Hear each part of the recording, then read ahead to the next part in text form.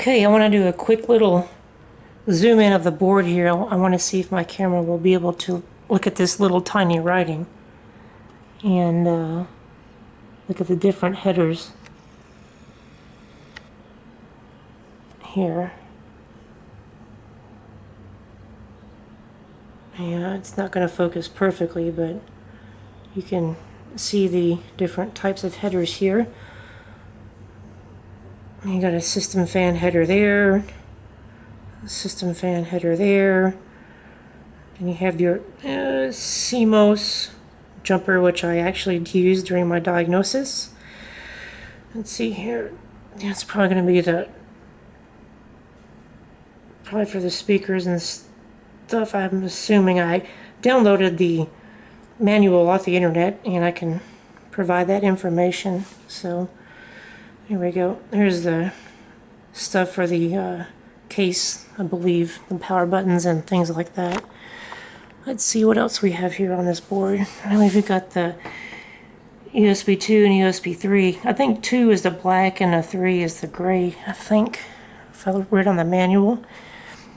And then there's the RAM. There's a 24-pin header, and then there's the, or socket rather, and then there's the CPU socket. And the cooler for the caps, and the power smoothers, I call them. And that there is the CPU fan header. So, and we'll be using those when we build this thing onto the case that I have. After, and there's a nice view of the thermal cap or heat shield, whatever you want to call it, for the CPU. But yeah, that was I just wanted to do that bench test before I assembled it onto the Thermaltake case that I have. So here's the Evo, and then here is the IO. You can see underneath here my old x99. I bought that in Japan. I'll come over here, and here's my case I'm going to put it on. I like the open air case. It's pretty cool. Yeah, it's a Thermaltake. It's like a Core P3 or something like that. It's pretty cool. Pretty nice. I got a hard drive. I have no idea what's on those hard drives. So, be kind of fun to discover, but yeah.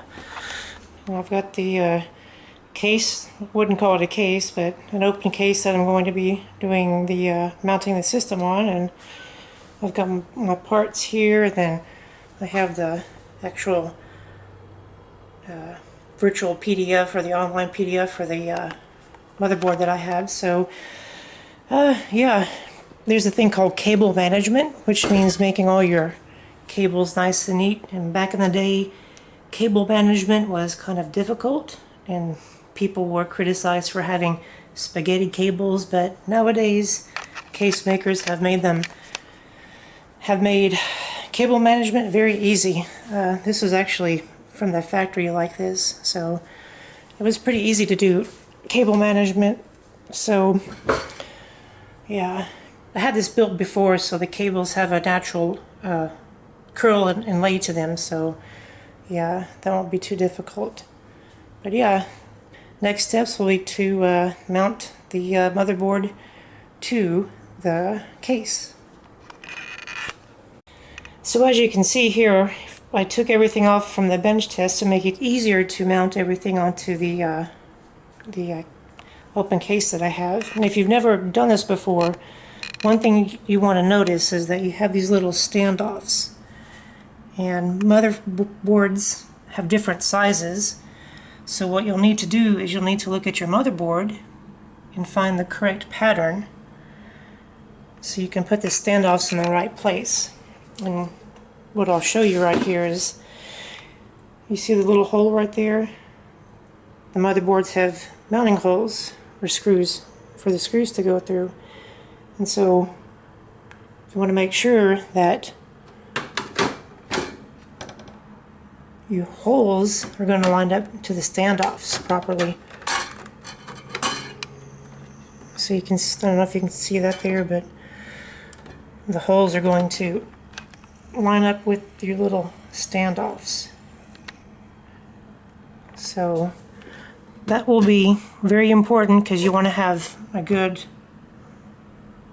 support for when you mount your motherboard.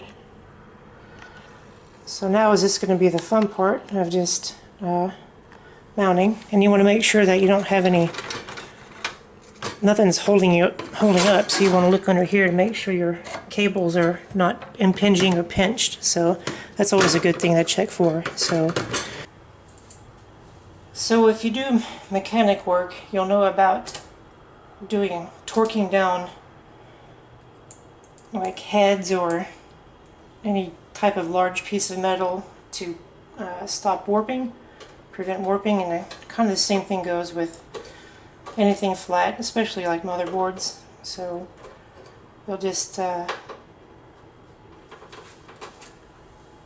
when you go to tighten them down, you'll just use your, work your way out from the center.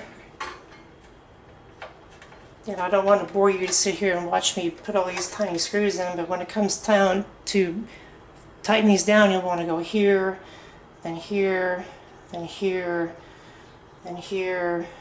Do a cross pattern, basically like you're doing a lug wrench for your tires or whatever.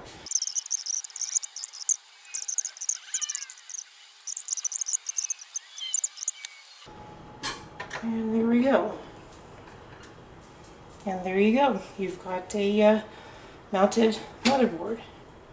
So the next part is we'll wind up connecting these, putting in the graphics card, and putting in the CPU and all that good stuff, and reconnecting the power supply cables and installing the power supply here. So yeah, the one thing I always like to do is to do a basic test fit to make sure everything's going to a dry test fit to make sure everything's going to fit, because you don't want to come in here and mount your CPU fan cooler and then, well, I can't put my graphics card in because it won't fit. Boom, boom, boom, boom. You can see here, it